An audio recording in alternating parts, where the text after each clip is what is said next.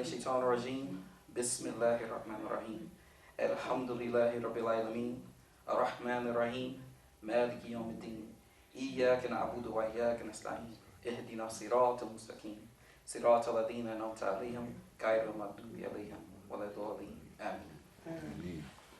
All right. Alhamdulillah, I'm glad everybody came out, was able to make it, and I'm going to try to make it worth your while. But we're going to start off with a show that was made back in 1974. The show was called Wait Till Your Father Gets Home. Anybody remember that? It was one of the first animated sitcoms. But I want to show you something that I picked up on here since I've been doing this research.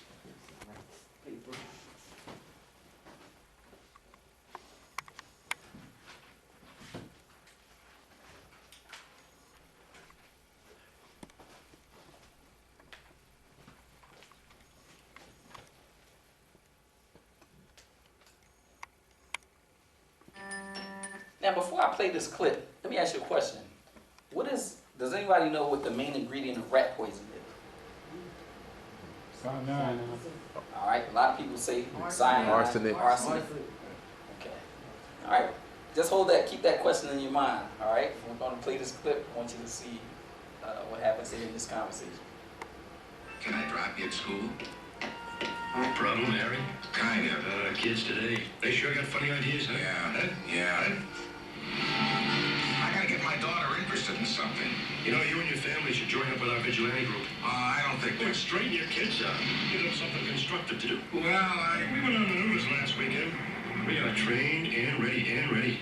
When they make their move to overthrow the government, we'll handle them. Who? Them. Them? Don't you read the papers? The commies and the mafia have gotten together with the Jewish and Negroes and Puerto Ricans. Japanese and Mexicans are in on it too. Along with the liberals, the Catholics, everybody on welfare, and of course all them college kids, what we call you hippies.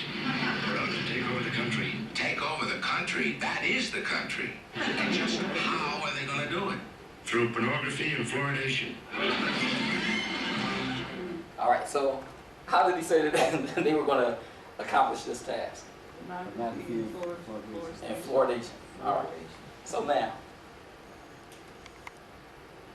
the main ingredient of rat poison is fluoride. Now, the way that you can prove it is, look on the back of your toothpaste. What does your toothpaste say? Warning. Warning. Don't swallow. Don't swallow more than a pea-sized amount. If you do, contact who? The Poison Control Center. Poison Control Center. Okay? All you Back of toothpaste, look at toothpaste. it. Okay? Now, the other thing is, if you think about it, what the heck? Well, why on a commercial, you know, it's like they making a ice cream cone or something. They putting a whole bunch on there. But the label says only a pea-sized amount. Only a pea-sized amount. But people do what they see. Okay?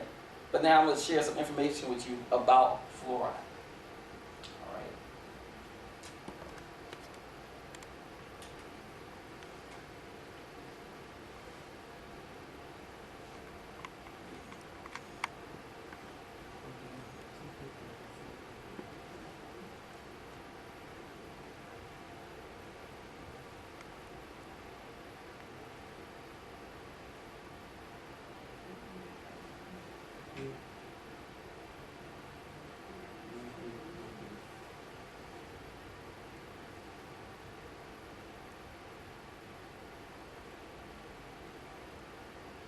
Check this out.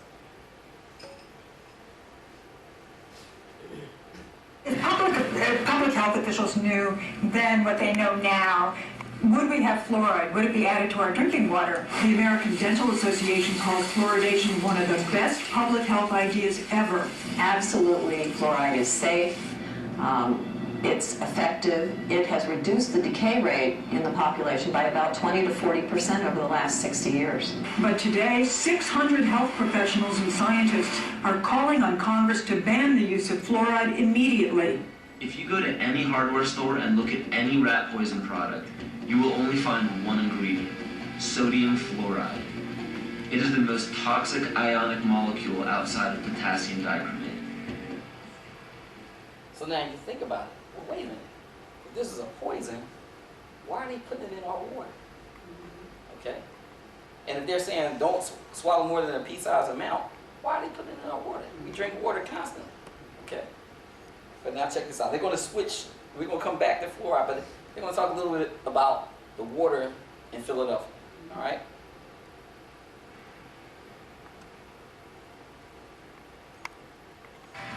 New worries tonight about the safety of America's water supply in the first nationwide investigation of its kind. The Associated Press found that at least 41 million of us are drinking water that contains traces of prescription drugs. And now many are wondering, is our water safe? Here's Nancy Cordes. The Associated Press investigation reveals that nearly every drinking water supply in the country that's been tested for pharmaceuticals tested positive. 24 major metropolitan areas from coast to coast. What turned up? Trace amounts of everything from sex hormones to drugs for livestock, anti-seizure medications, prescription painkillers, even the antidepressant ingredient in Prozac. Now, a lot of times people take their medications and flush them down the toilet, right? Suppliers that you spoke to actually filter out pharmaceuticals. Virtually no water supplier we talk to will claim or can claim to entirely filter out pharmaceuticals because the treatment systems aren't designed to filter out pharmaceuticals. In Philadelphia, for example, scientists detected 63 different pharmaceuticals in the untreated watershed and 56 in the drinking water. Just a handful had been eliminated by filtration. The EPA doesn't yet even require water providers to test for them. Prescriptions have risen by 13% in the past 5 years to 3.8 billion a year, and Americans buy nearly as many non-prescription drugs. It all gets flushed through our bodies and into the water supply. At the Stroud Water Research Center in Pennsylvania, they've examined links between waterborne drugs and the feminization of male fish. Essentially, the aquatic organisms are being bathed in these compounds. So what does it mean when a human drinks water that is contaminated with these same mixtures for decades? It's really unknown. If you caught that, they said that the fish, the male fish, would become feminized. Okay, because sex hormones and everything here. But if it's doing that to the fish, what is it doing to us? Okay. So are the solutions. Home filters aren't designed to remove all drugs, and bottled water often comes from the very same source as tap water. Nancy Cordes, CBS News, New York. That said, I did a story about 4 years ago in which we found a river in Colorado, and now we know there are many rivers, in which the fish were turning from male to female. And the reason was because there was too much estrogen in the water. The natural female hormone was literally turning male fish into female fish, and the thinking was that this is a canary in a coal mine. So now the question is, what's the impact on humans? Interesting, right? But now, I want you to see this. Let me see. This is a pediatrician. She's talking about her experience with fluoride.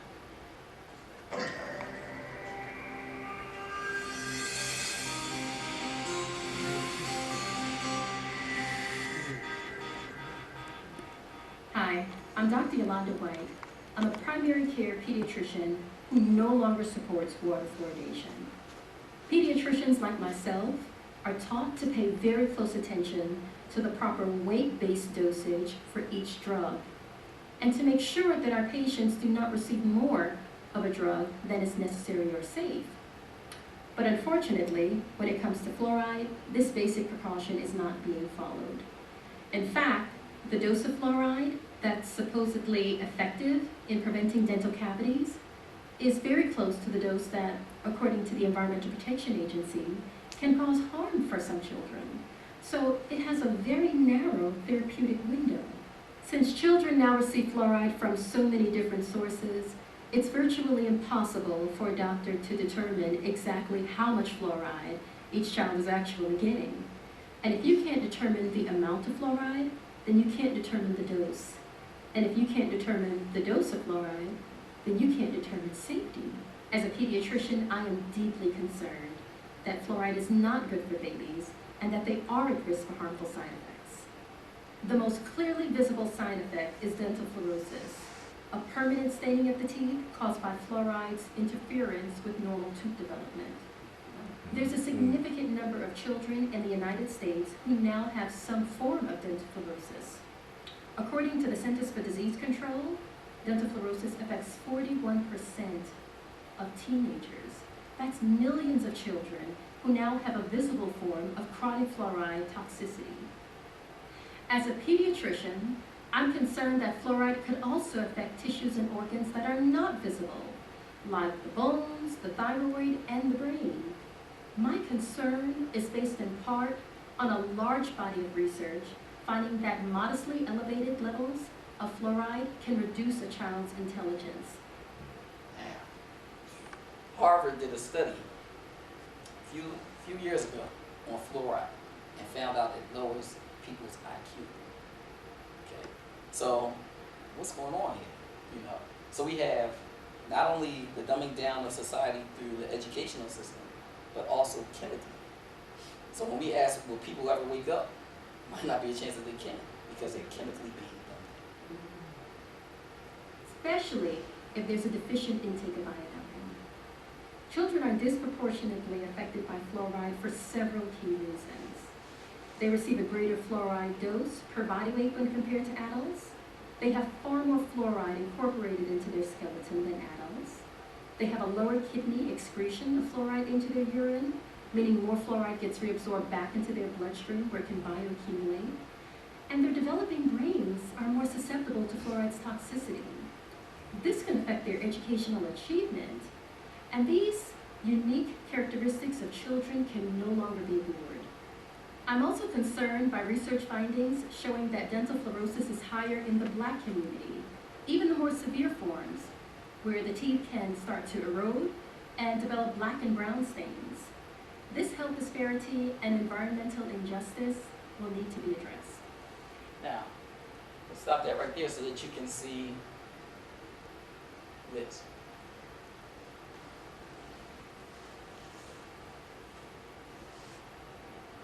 Family Health with Donna Terrell. Harvard researchers have found children who live in high fluoride areas have significantly lower IQs than those who live in low fluoride areas. Fluoride is added to drinking water, baby formula, and toothpaste to prevent tooth decay. Further, the EPA says fluoride is a chemical with substantial evidence of developmentally neurotoxicity, meaning it interferes with functions of the brain. Some doctors even say the positive effects it has on tooth decay isn't really worth what it's doing to our children's brains.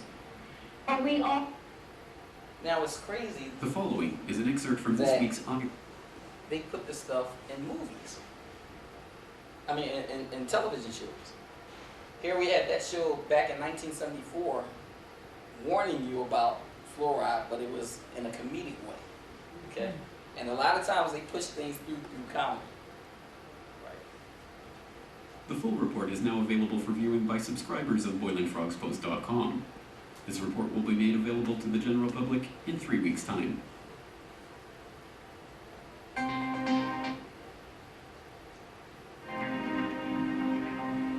Welcome. This is James Corbett of the Corbett Report with your eye-opener report for BoilingFrogsPost.com.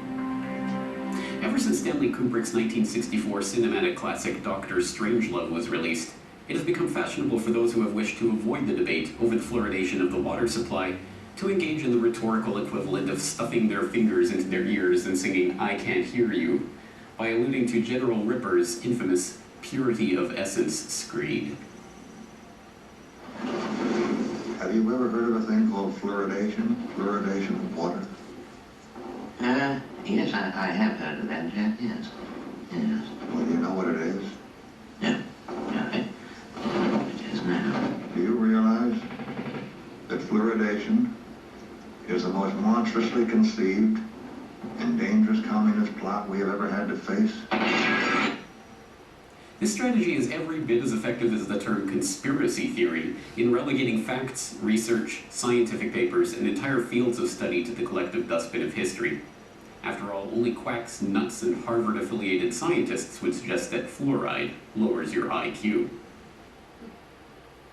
Harvard researchers have found children who live in high fluoride areas have significantly lower IQs than those who live in low fluoride areas. Fluoride is added to Hitler, he would fluoridate the German people's water because he wanted to make them more docile. Okay, so this is why history is so important, you know, in the studying history and finding out what happened in the past, because they're repeating a lot of these things that have happened in the past. All right.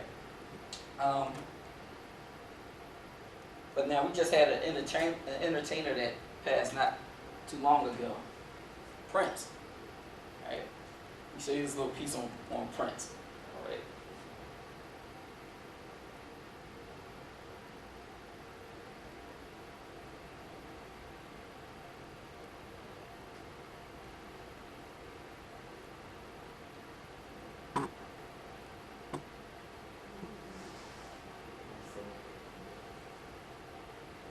You were first.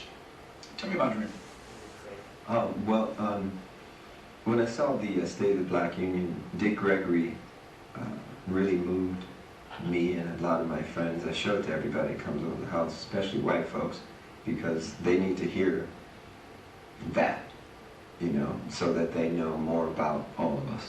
Because what he said affects all of us. He said something that really hit home about this phenomena of chemtrails. And how many people know what chemtrails are? All right, you got two. Chemtrails basically, sometimes when you pay attention to the sky, plane is flying by, right? And it leaves this thin line, thin white line. But then later, that thin line starts to open out and spread out, looking like cloud-like. Okay. So what I noticed was in some of the new children's animated movies, they've been putting these chemtrails in the sky. So the kids, when they see this, they think that it's something normal. That it's a regular sky, but we know this is not a regular sky. Okay? But this is what he has to say about the chemtrails. You know, when I was a kid, I used to see these trails in the sky all the time, and so that's cool. A jet just went over. And then you started to see a whole bunch of them. And the next thing you know, everybody in your neighborhood was fighting and arguing, and you didn't know why. Okay, and you really didn't know why. I mean, everybody was fighting. So he started riffing about the chemtrails. And he started to say things that hit home so hard. And I would recommend that everybody try to get what he said online or wherever and try to get a copy of it and just listen to it. Because I was so moved that I had to write the song. The other thing is the first line of the song says I was born on the same plantation in the United States of the red, white, and blue. And we live in a place now that feels just about like a plantation. We're all indentured servants. You know, when I found out there were 8 presidents before George Washington, I wanted to smack somebody. You know, I wanted to know why I was taught otherwise. Just tell me the whole story. I'll fill in the blanks. But don't, you know, don't tell me something that you think I'm supposed to know. We're indentured servants and we got a black president now? Well, I don't vote. I have nothing to do with it. I got no dog in that race. And for those who would cuss me out and slap me in person if I didn't ask you why? Well, the reason why is because I'm one of Jehovah's Witnesses, and we've never voted. And that's not to say that I don't think Barack Obama, President Obama, is a very smart individual, and he seems like he means well. Prophecy is what we all have to go by now. It's very interesting. I did a sold-out concert in London. We played 21 nights in a row and all. Now, remember this, he mentioned this concert, all right? 'Cause I'm going to show you an excerpt from one of the songs that we did, all right? Very interesting. Well, when I would watch television over there, and you'd see the United Nations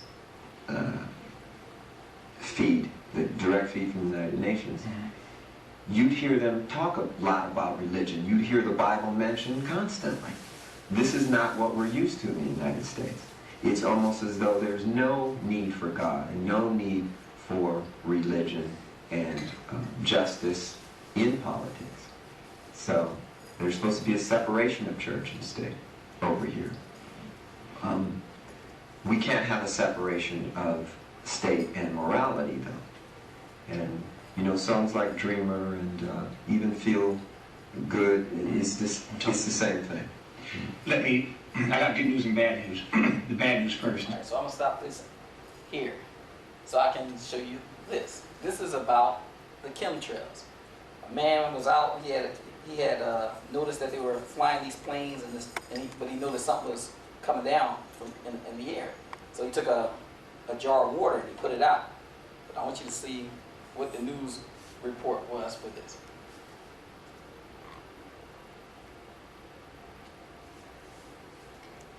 Could a strange substance found by a Southwest Arkansas man be part of a government test? Well, that's the question at the heart of a phenomenon called chemtrails, now getting widespread attention. Well, tonight, KSLA News 12 investigation reporter Jeff Farrell shows us the results of testing we had done about what's in our skies. It seemed like some mornings it was just crisscrossing the whole sky, and it was just like a giant checkerboard. Bill Nichols snapped several photos of the strange clouds from his home in Stamps, Arkansas. They begin as normal contrails from a jet engine, but do not fade away like a normal contrail. Soon after, he saw particles in the air. Because we'd see it drop to the ground in a haze. Nichols then noticed the material collecting on the ground. This is water and stuff that I collected in bowls. I had it set out in my backyard on my dad's pickup truck. KSLA News 12 had the sample tested at a lab. The results? A high level of barium, 6.8 parts per million, more than 3 times the toxic level set by the EPA. Armed with these lab results about the high levels of barium found in our sample, we decided to contact the Louisiana Department of Environmental Quality. They told us that yes, these levels are very unusual, but at the same time they added the caveat that proving the source is a whole other matter. Barium is a hallmark of other chemtrail testing, which even attracted attention from a Los Angeles TV station. There's already no shortage of unclassified weather modification programs by the government. But those who fear chemtrails could be secret biological or chemical testing on the public point to the 1977 Senate hearings in particular, which confirmed 239 populated areas had been contaminated with biological agents between 1949 and 1969. Later, the 1994 Rockefeller Report concluded hundreds of thousands of military personnel were also subjected to secret biological experiments over the last 60 years. But could secret testing be underway yet again? I'd rather it be something inert and benign, something that's, not causing any damage, but I'd like to know what it is. KSLA News 12 discovered chemtrails are even mentioned by name in the initial draft of House Bill 2977 back in 2001 under the Space Preservation Act. But the military denies any such program exists. Jeff Farrell, KSLA News 12 reporting. And it turns out until 9 years ago, the government had the right under U.S. law to conduct secret testing on the American public under specific conditions. Only a public outcry repealed part of that law, with some exceptions. Jeff's report mentioned high levels of barium linked to those alleged chemtrails. We wanted to find out exactly what effects barium has on the body. We spoke with Mark Ryan, the director of the Poison Control Center. Ryan tells KSLA News 12 that short-term exposure can lead to anything from stomach to chest pains. Long-term exposure causes blood pressure problems. Ryan addressed concerns by chemtrail researchers that barium could be meant to wear down a person's immune system. Anything that causes ill effects on the body long-term, chronically, is going to affect your ability because it's constantly working on the body. So from that aspect, yeah, it's a potential. Ryan says he's conducted research on his own about secret government testing on the public, but he's still a bit skeptical about the alleged chemtrails, at least at the moment. The Poison Control Center has seen no calls about exposure to barium. So you see, people are getting all types of cancers, all types of different illnesses. We don't know where this stuff is coming from. But look at what they're doing. Look what's happening. Okay. But now let me show you this. This is the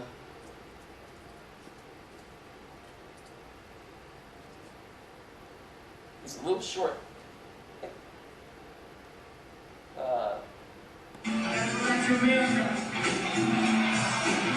And this was in 1998. Okay, this concert.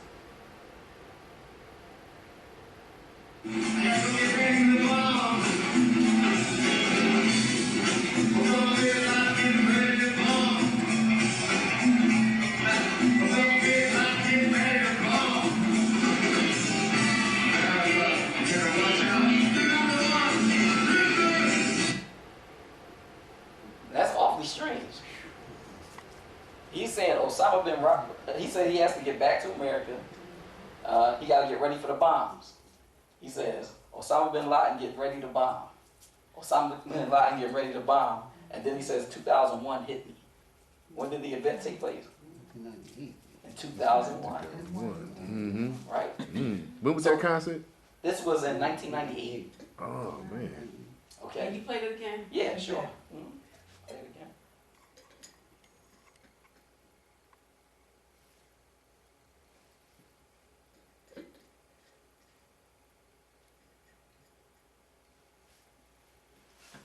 Just the concert part. Yeah. Oh, yeah. Mm-hmm.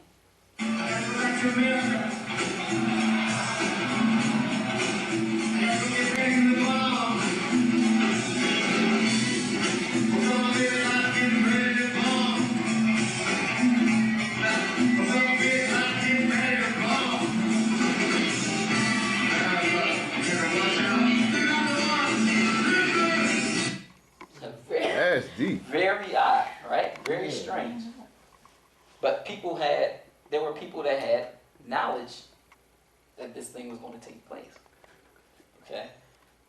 Now, you know, Prince says that he was a Jehovah's Witness, but really his behavior didn't match that of a Jehovah's Witness. You know, a lot of the sexual things that he had in the songs and all that kind of stuff, right? So I thought that Prince was more of, think he was an occultist. Because even when you go and you look at his home, Paisley Park, notice that he has these pyramids on the top of his house. Okay? And if you think about it, even downtown Philly, or downtown any really major city, you'll see there's pyramids on top of these buildings. Okay? There was an ordinance, you know, where they said that you couldn't build a building higher than William Penn. Y'all remember that? All right? And it was because, the reason why was because he was a Mason. And he was supposed to be watching over the living dead. Who's the living dead? The living dead is us. Because we don't have the knowledge of what they... Okay? So that's why they refer to ordinary citizens that's not a part of their order as the living dead. Okay? That's what the Masons say? That's what the Masons call other people? It was interesting because one day I was getting surgery, and it was two people having a conversation about masonry. So I was listening to them, and then I interject. I said a couple of things, and when I said that, the guy said to me, he said, "Where's your ring?" I said, "Oh no, I'm not me. I just do, I just study a lot." Because he said his father and his grandfather were high-ranking Freemasons. But somebody shared that information with me, and when I said that, he kind of confirmed, But next thing I want to show you, since we were talking about voting, I want to show you a piece that George Carlin did. How many people are familiar with George Carlin? All right. So he was crazy He comedian. was something else. Yeah, he was something else, but he spoke a lot of truth. He did. He spoke a lot of truth. But he was in pretty good health, but next thing you know, he died of a heart attack. Yes. That's Right. what I thought that was. Yeah, well, I'll show you something. I don't think I have it with me now, but I can show you something that's interesting about that. Yeah, he suddenly died. I'm going to fast forward a little bit of this because he has a lot of profanity. He sure did. He don't hold back. No, he doesn't hold back at all. I'm talking about the fact that a war is rich old men protecting their property by sending middle class and lower class young men off to die. Forget these foolish elections. The owners of this country don't care about the poor and the owners of this country. Is this Karl Marx talking to me? The owners of this country are the voters of this country. No, you're wrong about that. Aren't the owners of this country the voters of this country? No, Elected no, during not. Listen, politics, these elections are a charade. Charade. They are not true. I'll tell you, just listen for a minute. Learn a little something. Elections and politicians are in place in order to give Americans the illusion that they have freedom of choice. You don't really have choice in this country. Exactly. All the things that are important reduced in choice. Newspapers in the city, how many? Used to be 3, 4, now it's 1 or 2. They're owned by the same people. They also own a radio station. Give these people a voting day every year so that they'll have the illusion of meaningless choice. Meaningless choice that we go like slaves and say, oh, I voted. The limits of debate in this country are established before the debate even begins, and everyone else is marginalized. They're made to seem either to be communists or some sort of disloyal person. A kook, there's a word. And now it's conspiracy. See, they've made that something that should not be even entertained for a minute, that powerful people might get together and have a plan. Doesn't happen. You're a kook. You're a conspiracy buff. A conspiracy buff.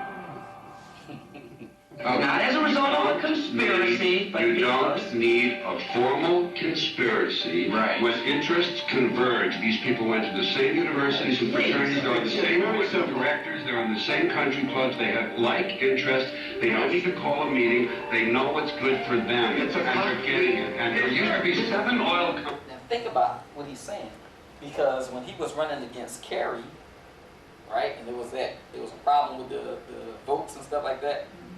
Kerry just said, oh no, just let Bush have it, right? But then you come to find out that Bush and Kerry were cousins. And not only were they cousins, they both belonged to the same secret society, Skull and Bones. Skull and Bones, right. Okay, so this is a game, y'all. they give you, like you said, the illusion that you have a choice. All right? The Democrats and the Republicans, there's no difference. They're all friends. They're all in it together. Okay? All in it together. Now 3, it will soon be 2.